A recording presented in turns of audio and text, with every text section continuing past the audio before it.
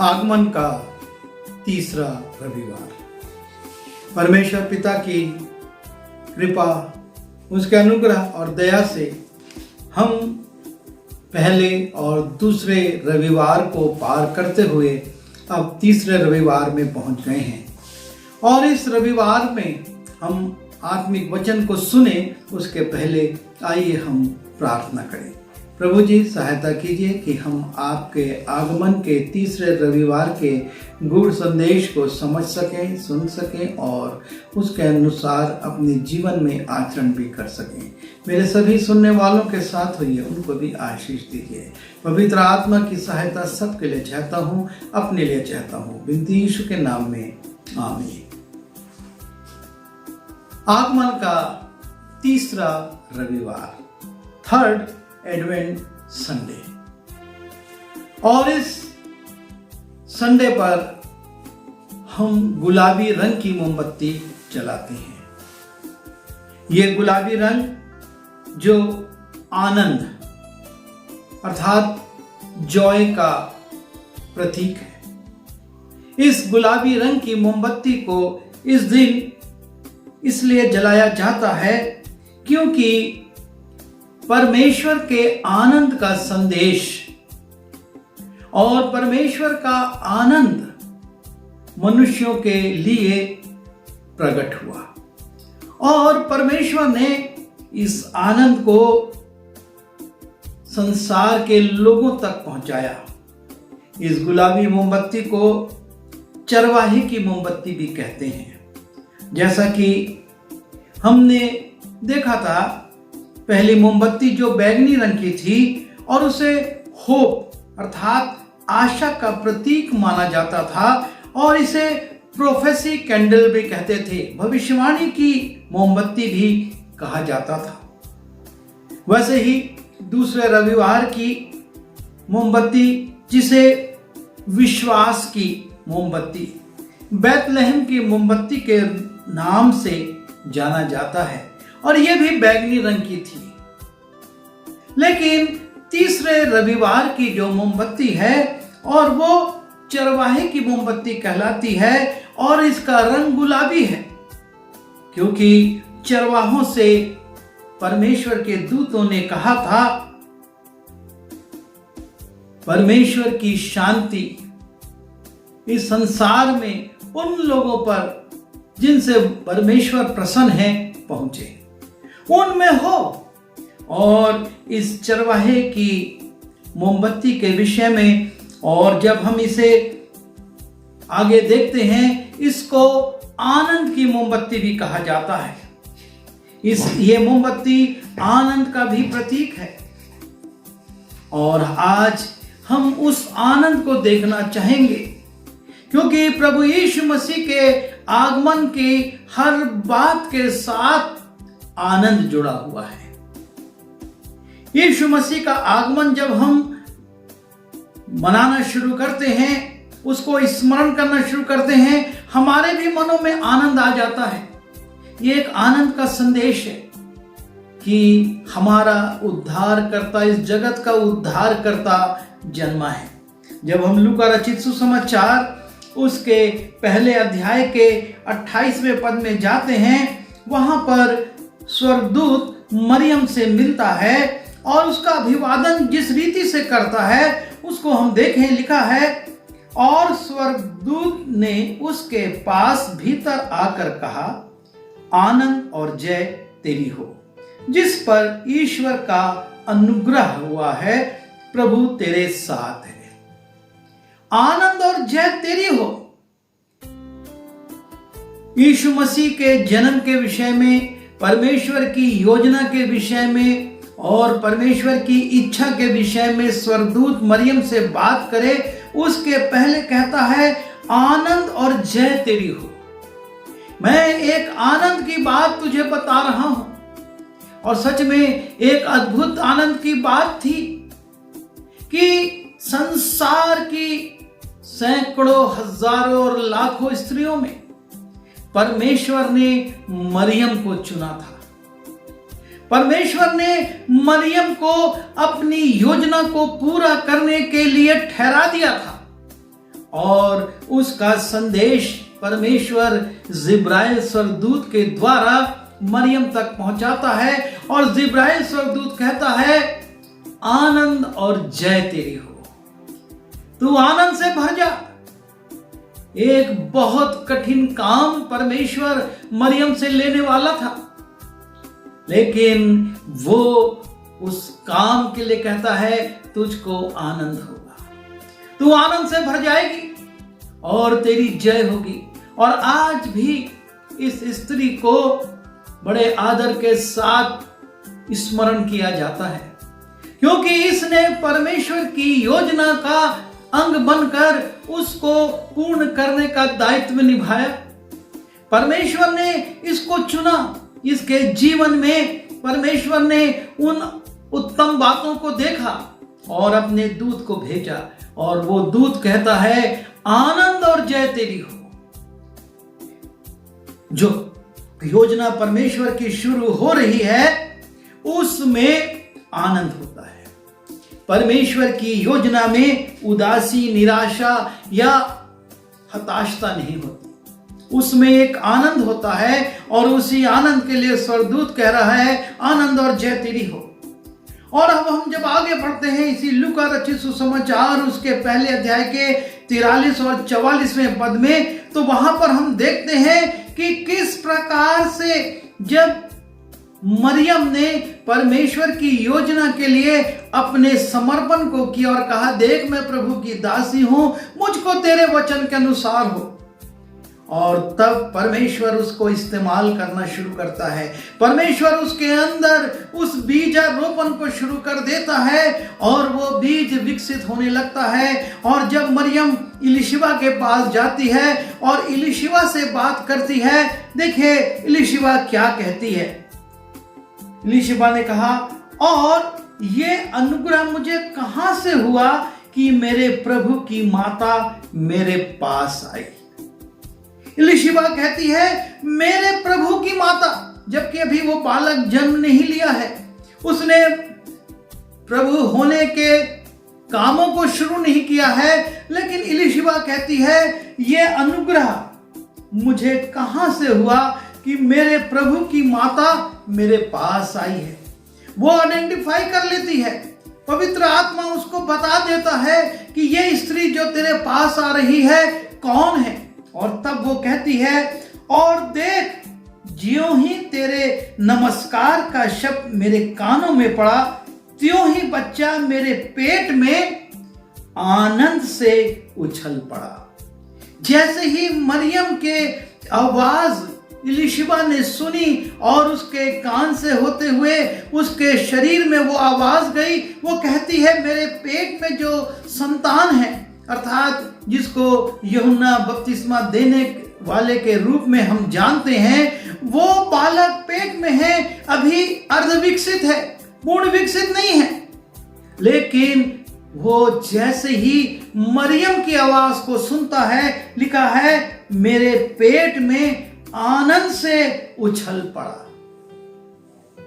ना सिर्फ इस स्त्री के लिए कहा गया है कि आनंद और जय तेरी हो, लेकिन इस स्त्री के मुंह से निकलने वाले शब्दों से लोग आनंदित हो रहे हैं। और लिखा है कि इलिशिबा कहती है कि यह अनुग्रह मुझे कहां से हुआ कि मेरे प्रभु की माता मेरे पास है, और जैसे ही तेरा शब्द मेरे कान में पड़ा, बच्चा मेरे पेट में आनंद के साथ उछल पड़ा।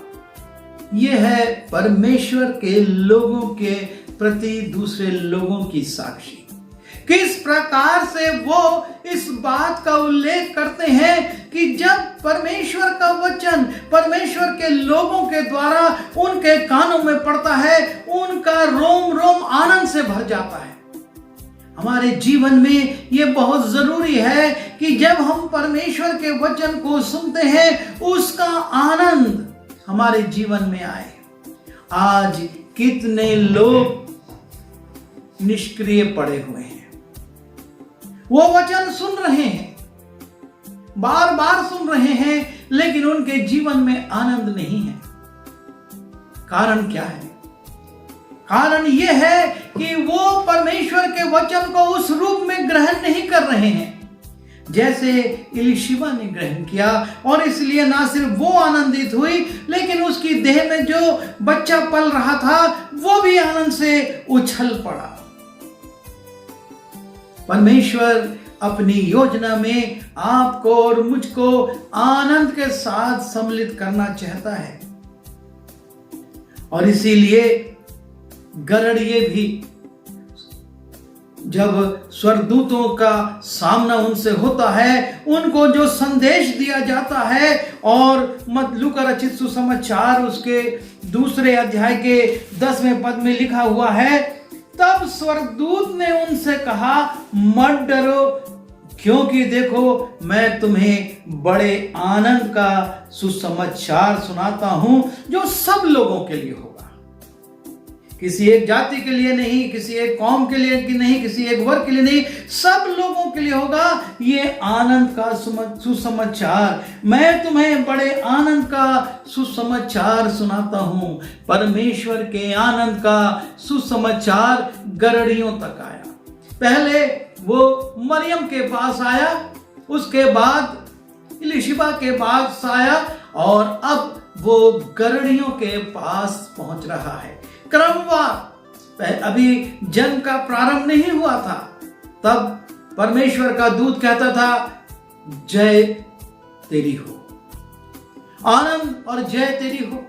उसके बाद जब वो कुछ 3 महीने का हो गया और वो इलीशिबा के पास जाती है, और इलीशिबा जब उसकी आवाज सुनती है वो भी आनंदित होती है, और उसके पेट का बच्चा भी आनंदित होता है। और जब जन्म होता है, जब यीशु मसीह का जन्म हो जाता है, गरड़ियों के पास स्वर्गदूत आकर कहते हैं, मैं तुम्हें बड़े आनंद का सुसमाचार सुनाता हूं। यीशु का जन्म इस संसार के लिए एक आनंद का कारण है। क्यों है वो आनंद का कारण?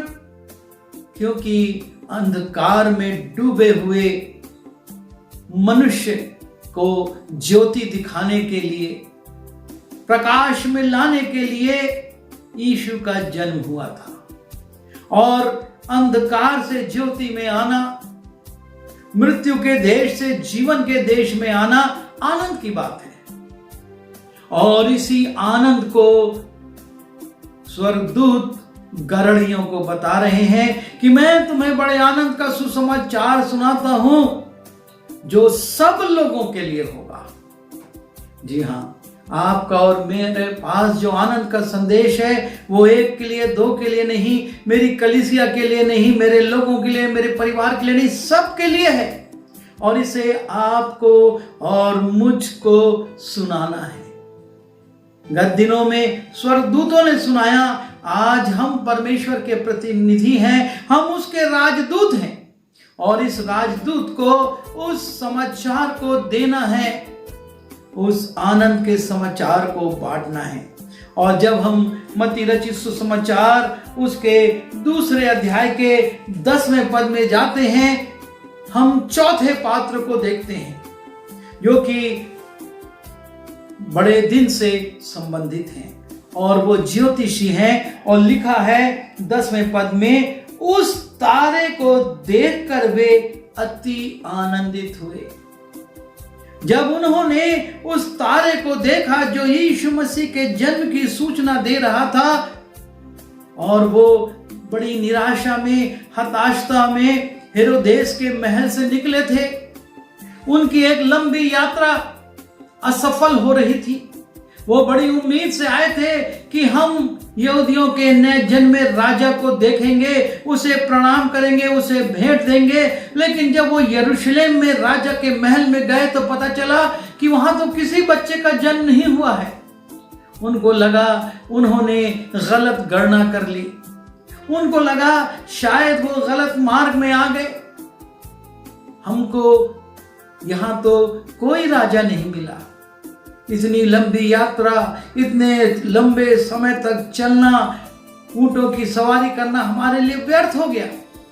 लेकिन महल से जैसे ही वो निकले और एक बार फिर उन्होंने परमेश्वर की ओर, उस आकाश की ओर जिसमें परमेश्वर का निवास है, उसकी ओर अपना सिर उठाया, परमेश्वर ने फिर से उसी तारे को उनको दिखा दिया और अब उस तारे को देखकर लिखा है, उस तारे को देखकर वे अति आनंदित हुए। और उसके बाद जब वो उसके पीछे पीछे चले तो लिखा है, और उस घर में पहुंचकर उस बालक को उसकी माता मरियम के साथ देखा और मुंह के बल गिरकर उसे प्रणाम किया और अपना अपना थैला खोलकर उसको सोना, लोबान और गंधरस की भेंट चढ़ाई। उनकी यात्रा सफल हो गई। जिस उद्देश्य से वो निकले थे, जिस पर्पस को वो करना चाहते थे, जिस राजा को वो देखना चाहते थे, जिसको वो अपनी भेंटें चढ़ाना चाहते थे, वो राजा उनको उस गौशाला में मिल गया। लेकिन उसके तारे को देखकर वो प्रसन्न हुए, बहुत आनंदित हुए।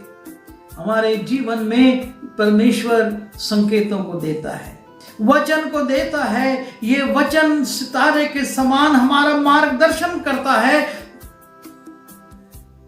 दाऊद राजा कहता है, तेरा वचन मेरे पांव के लिए दीपक और मेरे मार्ग के लिए उजाला है। और यही सितारा, यही प्रकाश इन ज्योतिषियों को उस महल से उस झोपड़े तक, उस राजा से उन साधारण लोगों तक ले गया और परमेश्वर की योजना को दिखाया। हमारे जीवन में परमेश्वर ऐसे आनंद के चिन्हों को दिखाता है, लेकिन हम उनके अर्थों को नहीं समझते, उनको नजरअंदाज कर जाते हैं और उस खुशी को नहीं पा पाते हैं जो आनंद परमेश्वर आपको और मुझको देता है।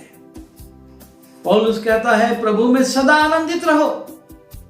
लेकिन हमारे जीवन में उदासी, हमारे जीवन में निराशा, हमारे जीवन में परेशानी भरी हुई है। क्यों ऐसा है?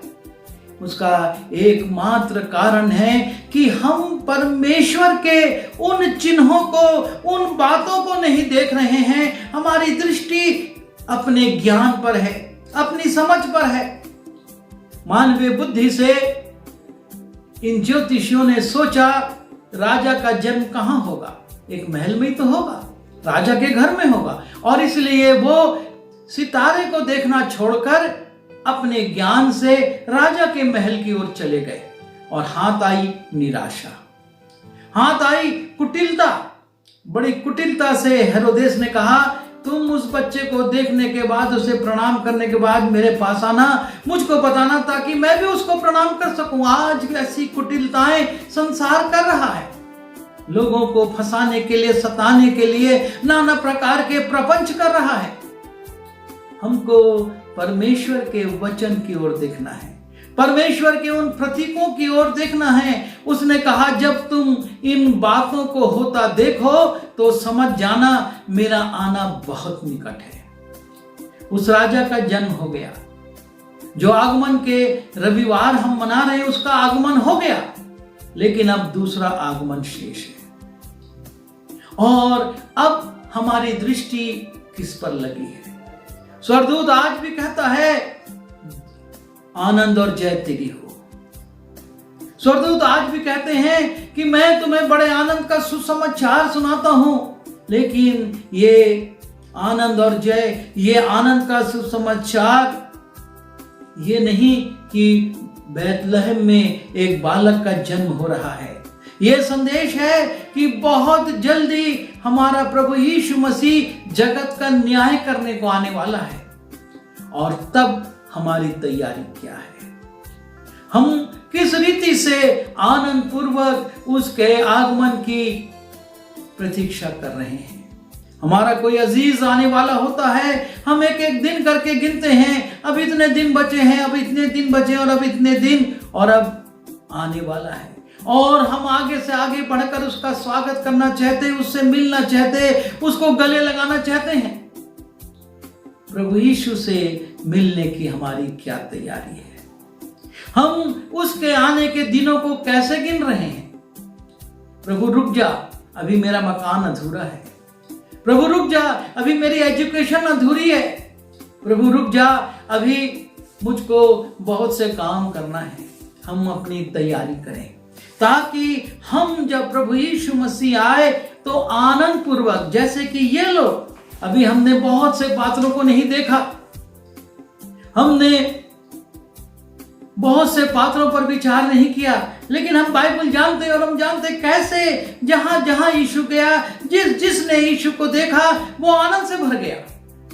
आज हम अपनी स्थिति देखें, क्या हम उसके दूसरे आगमन की प्रतीक्षा आनंद के साथ कर रहे हैं या भय के साथ कर रहे हैं? हमको भय की जरूरत नहीं है यदि हमने अपना जीवन उसको दे दिया है। हमको आनंद की जरूरत है कि हम इस पृथ्वी पर बदल जाएंगे और बादलों पर उससे मुलाकात करेंगे और अनंत काल तक उसके साथ रहेंगे। आज हम कौन से आनंद को ढूंढ रहे हैं? पृथ्वी के आनंद को, पृथ्वी की भौतिक वस्तुओं के आनंद को, या आत्मिक आनंद को और स्वर्गीय आनंद को, जो कि हमको प्रभु यीशु मसीह के साथ मिलने वाला है? यह भौतिक आनंद समाप्त हो रहा है, यह क्रिश्चियन पर्व मनाना समाप्त होने वाला है। अब हम अपने प्रभु के साथ स्वर्गीय धाम में जाएंगे और उसकी तैयारी हमको करना है। यह आगमन के संडे, यह आगमन के रविवार, एडवेंट संडेज हमको इसी बात के लिए तैयार करते हैं कि पहला आगमन हो चुका और दूसरे आगमन के लिए तुम कैसे तैयार हो। आइए दुआ करें। प्रभु जी, हमारी सहायता कीजिए, हम बड़े आनंद के साथ आपके दूसरे आगमन की तैयारी कर सकें। मरियम को, इलिशिबा को, गरड़ियों को और ज्योतिषियों को आपके प्रथम आगमन का आनंद मिला और हमको आपके दूसरे आगमन का आनंद मिलने वाला है। और इसलिए प्रभु, हम उसकी तैयारी करें, जो संकेत दिए गए हैं उन पर विचार करें, उसके अनुसार चलें और हम आपके दर्शन के खोजी, उस मुलाकात के खोजी जो कि तुरही फूंकने पर होगी, तैयारी कर सकें। आप हम सबको उस तैयारी का मन दीजिए ताकि हम सब बादलों पर आपके साथ मिल सकें। आमीन।